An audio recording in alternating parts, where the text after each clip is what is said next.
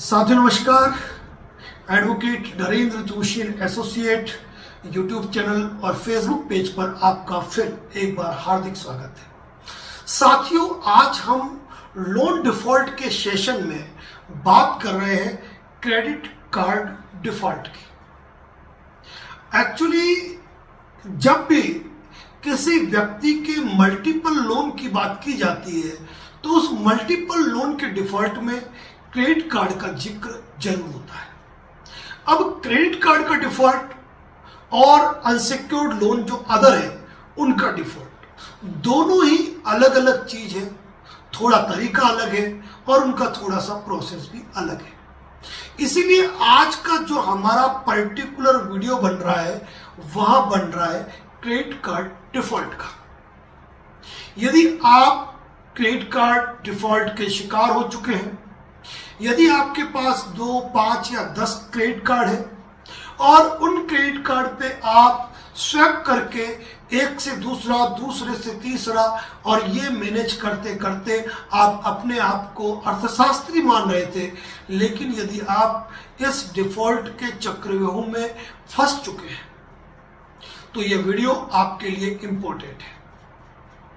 साथियों, जब भी हम किसी मॉल में जाते हैं या किसी बड़ी शॉप में जाते हैं तो हमें वहां पर 20 से 25 साल के युवा घूमते हुए मिल जाते हैं, हाथ में पेन और एक छोटी सी डायरी, और हमको सवाल पूछते हैं कि क्या आपका क्रेडिट कार्ड है। यदि हमने जवाब दिया हाँ, तो भी वो कहेंगे सर हम आपको इस कंपनी का कार्ड प्रोवाइड कर रहे हैं, आप अपनी डिटेल नोट कराइए।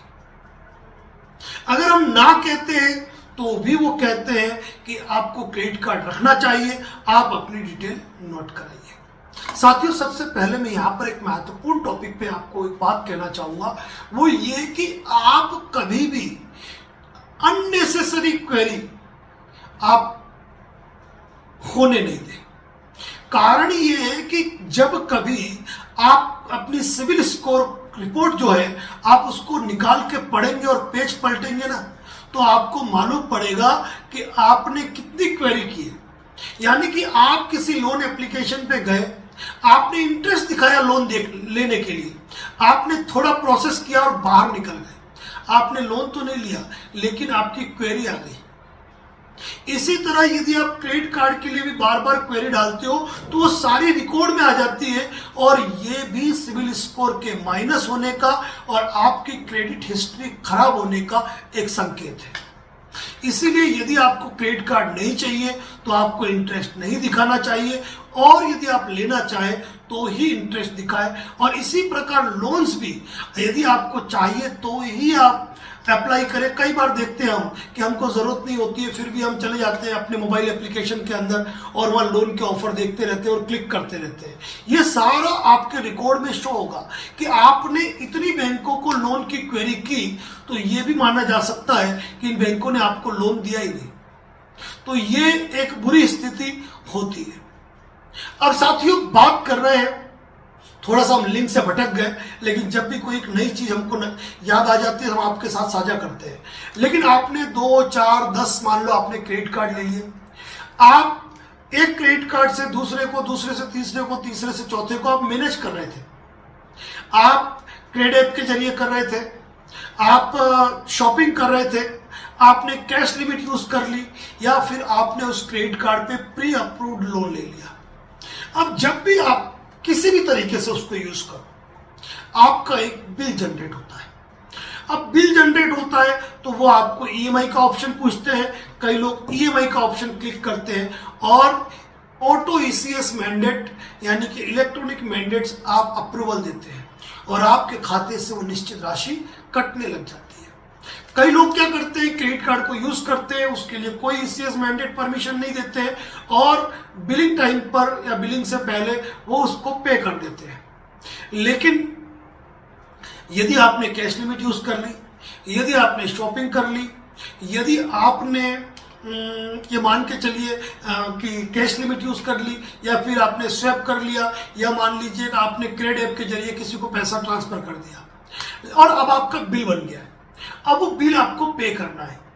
अब होता क्या है कि एक क्रेडिट कार्ड से दूसरे को तीसरे को करते करते वो समय निकल गया, अब आपके मामले उलझने लगे और अब आपका अगर नहीं भरोगे तो आपका सिविल स्कोर खराब होगा और उसी सिविल स्कोर को मेंटेन करने की चाह में जब आपके पास पैसा नहीं है ना तो आप मिनिमम ड्यू पे करने लग जाते हैं। मिनिमम ड्यू पे करने का मतलब है कि आप डिफॉल्टर नहीं है, आपने मिनिमम ड्यू पेमेंट जो है वो पे कर दिया है, बाकी पे जो भी इंटरेस्ट वगैरह लग रहा है जो अगली बार जुड़ता रहेगा, लेकिन वो अमाउंट जुड़ता रहेगा करते करते वो अमाउंट जो 1 लाख का था ना वो कब 2 लाख का हो गया, 2.5 लाख का हो गया, आपको पता ही नहीं चला। और मिनिमम ड्यू पे करते करते आप उतनी राशि तो जमा करा चुके हैं कि जितनी आपको उस बिल के अंदर जमा करानी थी। लेकिन कई लोग बहुत देर से जागते हैं, उनके सामने परिस्थितियां ये हो जाती है कि सर अब मुश्किल हो गया है, अब जमा कराना मुश्किल है।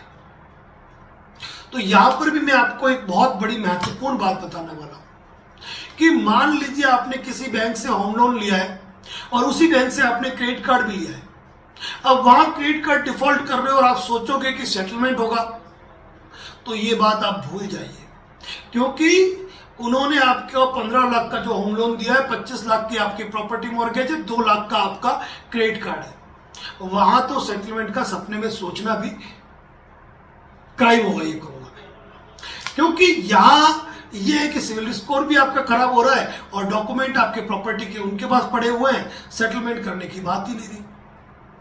अब ऐसी स्थिति के अंदर कि आपने जो क्रेडिट कार्ड लिया है पर्सनली लिया हुआ है, इंडिविजुअल लिया हुआ है और बैंक ने आपको इश्यू किया हुआ है और आपके ये 2, 4, 5, 10 क्रेडिट कार्ड जो है वो सारे डिफॉल्ट हो चुके हैं और अब आपके पास पैसा ही नहीं है।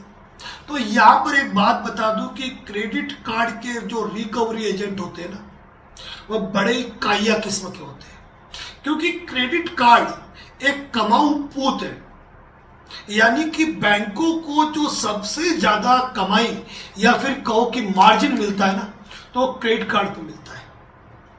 यानी कि क्रेडिट कार्ड उनकी बैंक का सबसे ज्यादा कमाने वाला बेटा है और इसीलिए इसकी उगाई भी बड़े कठोर तरीके से रिकवरी एजेंट द्वारा की जाती है।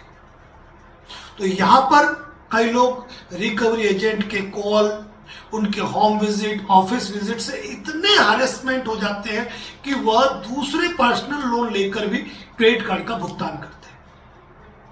वैसे तो मैं आपको बता दूं कि भुगतान डिले करोगे, लंबे टाइम तक नहीं करोगे तो सिविल तो खराब होनी है, लेकिन मैं यहां पर यह भी बता दूं कि यदि आपके पास पैसा है ही नहीं देने के लिए, आप क्रेडिट कार्ड डिफॉल्ट कर चुके हैं, मिनिमम ड्यू भर भर के थक चुके हैं और अभी भी आप घर के जेवर बेचकर, आप लोगों से पैसा उधार लेकर, आप प्राइवेट बैंकों से, एनबीएफसी से फिर पैसा लेकर यदि आप क्रेडिट कार्ड का चुकारा करते हैं ना तो आप वही कहावत वापस दोहरा रहे हैं कि आप बेल मुझे मार, यानी कि आप उस दलदल में और धंसते जाएंगे। जबकि मैं खुला कहता हूं कि यदि आप लंबा टाइम मिनिमम ड्यू पे कर चुके हैं, आप डिफॉल्ट हो चुके हैं, क्रेडिट कार्ड का सेटलमेंट 10% में भी होता है, वो भी मूल के 10% में, यानी आप डिफॉल्ट हो चुके हैं तो वहां पर 10% से 15% राशि तक में भी सेटलमेंट होता है। बस बात यह है कि आपके डिफॉल्ट की कैटेगरी क्या है। यहां पर आपको यह भी कह दूं कि यदि आप डिफॉल्ट हो चुके हैं ना तो बैंक के पास इसके लिए कोई दूसरा कारगर हथियार नहीं है। इसके लिए कारण क्या है कि यदि बैंक इसमें सिविल रिकवरी सूट फाइल करता है तो बैंक को एक हैवी कोर्ट फीस पे करनी पड़ती है, वकीलों के लीगल एक्सपेंसेस उठाने पड़ते हैं, कोर्ट प्रोसीडिंग में एक बंदे को हायर रखना पड़ता है परमानेंटली, उसके बाद भी कोर्ट में फाइल होने के बाद जो रेस्पोंडेंट है, दूसरा पक्ष है, विपक्षी है, द्वितीय पक्षकार है, उसको भी सुनवाई का पूरा मौका मिलता है, यानी कि मामला चलता है लंबा और उसके बाद वो उस राशि को रिकवर करने के लिए 2 साल लगे, 3 साल लगे, 4 साल लगे, क्या भरोसा। इसीलिए क्रेडिट कार्ड के मैटर में बैंक सीधा आर्बिट्रेशन एक्ट के अंतर्गत कार्रवाई करती है। सबसे पहले आपको डिमांड नोटिस भेज दिया, फिर आपको इन्होंने कंपनी की तरफ से, आप लंबा डिफॉल्ट हो गए, इन्होंने कंपनी की तरफ से आर्बिट्रेशन प्रोसीडिंग की बात कह दी। इसके बाद इन्होंने आपको प्री आर्बिट्रेशन का नोटिस भेज दिया। इसके बाद इन्होंने आप एक आर्बिट्रेटर अपॉइंट कर दिया और आर्बिट्रेटर का नोटिस भी आपको आ गया। अब आप ये देखिए कि कोई भी आर्बिट्रेटर देख लो, हर आर्बिट्रेटर ये कहता है कि जूम मीटिंग पे जुड़ जाओ। अरे भाई, आप आर्बिट्रेटर हैं, आप कैसे किसी के आर्ग्यू को जूम पर सुनेंगे? किसी व्यक्ति के डॉक्यूमेंट्स को रिकॉर्ड पर कैसे लेंगे? हम खुली बात कहते हैं कि कोविड के अंदर जब लॉकडाउन था और उस लॉकडाउन के अंदर जब हमें ऑनलाइन यानी कि वीडियो कॉन्फ्रेंसिंग के मामलों में जब हमें जज से आर्ग्यूमेंट करने पड़ते थे अपरिहार्य केसों में, चाहे वो बेल एप्लीकेशन हो या कोई अर्जेंट हियरिंग वाला मैटर हो, तो ऐसे मामले में जब हम कोर्ट को हम एड्रेस करते थे, मैं मेरी बात बता रहा हूं कि वीडियो कॉन्फ्रेंसिंग के माध्यम से, तो हम ये समझ ही नहीं पाते थे कि हमको कब तक बोलना है। जैसे हम कोर्ट के अंदर अपीयर हुए, हम जज साहब के सामने अपनी बात रख रहे हैं, हम हमारे आर्ग्यूमेंट रख रहे हैं, हम तब तक बोलते हैं जब तक हमें ये नहीं लगता है कि जज साहब का जो चेहरा है, उनके जो चेहरे के हाव भाव है, वह हमारी बात को पूरी तरीके से समझ चुके हैं, वह कौन कौन से पॉइंट नोट कर चुके हैं, वह हमारी बात को से कितनी सहमत हो चुके हैं। यानी कि उनके चेहरे के एक्सप्रेशन देखकर हम ये समझ जाया करते थे कि हमको कब चुप रहना है और कब और आगे बोलना है। अब ऐसी स्थिति में जूम मीटिंग के अंतर्गत हम ये कैसे उम्मीद करें कि हम जो कहेंगे वह सामने वाले को के कान में अच्छी तरीके से पड़ रहा है। आर्बिट्रेशन का मतलब ये नहीं होता है कि आप जूम मीटिंग के जरिए अटेंड हो गए, आपने अपनी आपत्ति को कह दिया, आपने अपने जवाब को कह दिया, क्या मतलब वो रिकॉर्ड पे आया भी नहीं आया? अगर आर्बिट्रेशन को एक लीगल प्रक्रिया के माध्यम से समझा जाए तो वही प्रक्रिया है जो एक कोर्ट की होती है। यानी कि बैंक ने जो भी क्रेडिट कार्ड वाली है या फिर पर्सनल लोन देने वाली या सारे अनसिक्योर्ड लोन आ गए, उन्होंने अपनी कोई फाइल आर्बिट्रेटर के सामने रखी, आर्बिट्रेटर ने आपको नोटिस जारी किया। अब यहां पर जब कोर्ट के अंदर इस तरह की कोई बात आती है तो हमारे पास रेमेडी होती है कि हम उस पर क्या ऑब्जेक्शन लेना चाहते हैं। मैं ये भी कहना चाहता हूं, कई बार क्रिमिनल केसेस के अंदर भी इस प्रकार की कंडीशंस आती है कि हम केस को डायरेक्ट डिसमिस करने तक की एप्लीकेशन लगाते हैं कि ग्राउंड क्या है फाइल के अंदर। उसके बाद हम हमारा जवाब पेश करते हैं, सामने वाला उसका रिप्लाई पेश करता है, उसके बाद आर्ग्यूमेंट्स होते हैं और उन्हीं आर्ग्यूमेंट्स में चाहे क्रिमिनल केस हो, सिविल केस हो, रेवेन्यू केस हो, कंज्यूमर केस हो, कोई भी केस हो, एक चीज आती है लास्ट में, बहस। जहां फाइनल आर्ग्यूमेंट होने होते हैं वहां भी कई एडवोकेट्स लिखित बहस पेश करते हैं। इसके पीछे कारण ये होता है कि एडवोकेट्स ये चाहते हैं कि वो जो सारी बातें जो जज साहब को बता रहे हैं वह सारी बातें ऑन रिकॉर्ड आ जाए। यानी कि आप कोई पॉइंट बता रहे हो, जज साहब ने या आर्बिट्रेटर जो भी है उन्होंने उस पॉइंट्स को नोट करना शुरू कर दिया, जो बात उनको सही लगी उन्होंने नोट कर लिया और आपने कोई इंपॉर्टेंट बात कही, वो इंपॉर्टेंट बात वो मिस हो गए। ऐसी स्थिति आर्बिट्रेटर के सामने क्यों नहीं होगी भाई? क्योंकि आप कई किलोमीटर दूर बैठे हुए हैं, वह कंपनी का बंदा खुद मौजूद है, व्यक्तिगत मौजूद है, क्या वो अपनी फाइल प्रेजेंट कर रहा है, अपने डॉक्यूमेंट प्रेजेंट कर रहा है, लेकिन जो डिफेंडेंट है, जो विपक्षी है, वह ऑनलाइन जुड़ रहा है। तो किस तरीके से यहां पर उसके साथ न्याय होगा? साथियों, मैं खुली बात कहता हूं, सरफेसी एक्ट का, आर्बिट्रेशन एक्ट का जिस तरीके से धड़ल्ले से दुरुपयोग हो रहा है ना, वो दिन दूर नहीं है जब सुप्रीम कोर्ट को या सरकार को इस पे संज्ञान लेना होगा और इसमें आमूल चूल परिवर्तन करने होंगे, क्योंकि इन चीजों का नाजायज और बेजा फायदा उठाया जाता है। ये बात आपको समझनी चाहिए और इसके लिए आवाज भी उठनी चाहिए। इस मामले में एक विस्तृत वीडियो हम बनाएंगे खैर, बात जब यहां तक आ गई है तो मैं सरफेसी एक्ट की भी बात कर रहा हूं। किसी व्यक्ति ने होम लोन लिया, 50 लाख का लोन है, 50,000 की ईएमआई पे कर रहा है। अब जो व्यक्ति 2 साल ईएमआई पे कर चुका है, किन्हीं विषम आर्थिक और परिस्थितियों के चलते यदि वो 3 महीने लोन नहीं भर पाया, 3 महीने, जीवन में कभी कभी तो ऐसा अवसर आएगा ना कि जहां पर व्यक्ति 3 महीने अपनी स्थिति में नहीं होगा। किसी व्यक्ति के साथ दुर्घटना कारित हो गई, गंभीर दुर्घटना, और वो हॉस्पिटलाइज हो गया। इंश्योरेंस की बात अलग है, हम इंश्योरेंस पे नहीं जाते हैं क्योंकि किसी इंसान के मरने पे इंश्योरेंस की बात आती है। डिसेबिलिटी भी 80% तक की काउंट होती है।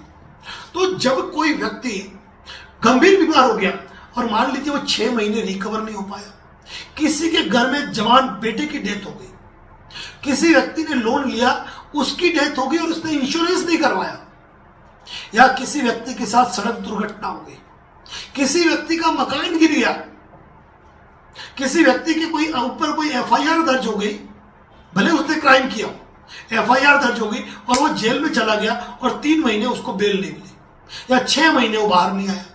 ऐसी स्थिति में जिस व्यक्ति ने 2 साल तक लोन ईमानदारी से भरा है, केवल और केवल 3 ईएमआई नहीं भरने पर सीधा नोटिस आता है सरफेसी एक्ट 13(2) का, और क्या कहा जाता है, टोटल लोन अमाउंट जमा करा। क्यों भाई, ये क्या गलत नहीं है? और उसके बाद बैंक वालों की तानाशाही कि तुम तो चेक दो, खाली चेक साइन करके दो तब हम लेंगे, नहीं हमको तो पूरा पैसा चाहिए, इतनी ईएमआई चाहिए, या इतना मैटर क्लियर करो। क्यों? जिस व्यक्ति ने 2 साल ईएमआई भरी, उसकी तकलीफ आपको देखी नहीं गई, उसकी ईमानदारी आपको देखी नहीं गई, तो उसके परिवार की व्यथा को आज आप नहीं समझ पा रहे। तो ऐसी स्थिति के अंदर आप बताओ, क्या यह उचित है? जिस व्यक्ति ने 2 साल ईमानदारी से ईएमआई भरी, 3 महीने नहीं भर पाया, तो 3 महीने में 3 महीने की कार्रवाई करो ना। लोन एनपी में गया और आपने सारे का सारा अमाउंट लगा दिया।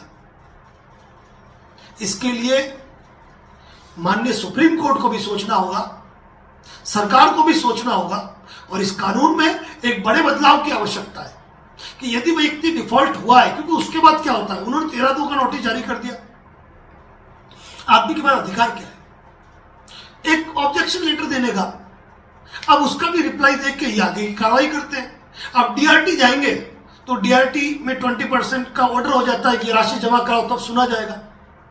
उतनी तो इंसान की ईएमआई भी नहीं हो रही थी। फिर तानाशाही बढ़ती है इन बैंकों की, तो ये गलत है। इसका विरोध होना चाहिए, सरफेसी एक्ट के अंदर इसका विरोध होना चाहिए। तो साथियों, मेरा कहना है, आज मैं लिंक से भटक गया हूं 2 बार 3 बार, लेकिन एक्चुअली क्या होता है कि वीडियो लंबा हो जाए कोई दिक्कत नहीं, लेकिन जो सुनने वाले होते हैं ना, वो पूरा वीडियो सुनते हैं, क्योंकि ज्ञान की बात हम करते हैं। कहां थे हम कि हाँ, आर्बिट्रेशन। अब ऐसी स्थिति में आर्बिट्रेटर अपॉइंट कर दिया, अब आर्बिट्रेटर ने अवार्ड कर दिया। तो साथियों, मैं यहां पे यही कह रहा हूं कि यदि आपके मल्टीपल क्रेडिट कार्ड है ना और आप डिफॉल्ट हो चुके हो, फिर वही नोट बात जो मैं मल्टीपल अनसिक्योर्ड लोन में कहता हूं, यहां पर क्रेडिट कार्ड की टर्म एंड कंडीशन के अकॉर्डिंग आप कंपनी को प्रायर नोटिस भेजिए, क्योंकि सेक्शन 25 वो कर नहीं पाएंगे, क्योंकि उन्होंने ऑटो डेबिट की परमिशन ली नहीं है। 138 एनआई एक्ट वो कर नहीं सकते हैं। क्यों? क्योंकि चेक आपने दिए नहीं है। दूसरा बचा क्या?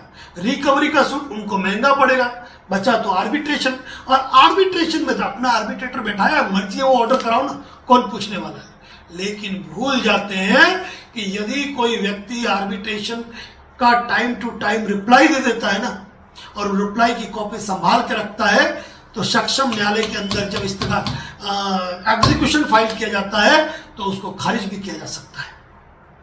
तो साथियों, मुद्दे की बात है, मुद्दे की बात। वैसे हर टॉपिक पे वीडियो पोस्ट है, चैनल पे विजिट कीजिएगा, हर वीडियो पोस्ट है। इसके बावजूद भी यदि आप बात करना चाहते हो तो आप कॉल बुक करवा सकते हो, आपको फोन आ जाएगा फ्री टाइम के अंदर, जहां आप लंबी चर्चा कर पाएंगे। तो साथियों, यदि आप मल्टीपल क्रेडिट कार्ड के शिकार हो चुके हैं ना, तो आपको एक एक्सपर्ट एडवाइस की जरूरत है। बस कर्ज लेकर कर्ज के दलदल में न दबे। आज के वीडियो पे क्या है आपकी प्रतिक्रिया कमेंट्स में कहें, और आप किन्हीं टॉपिक पर वीडियो चाहते हैं ना, तो कमेंट्स में जरूर लिखिए, आपके लिए वो टॉपिक लिया जाएगा। धन्यवाद।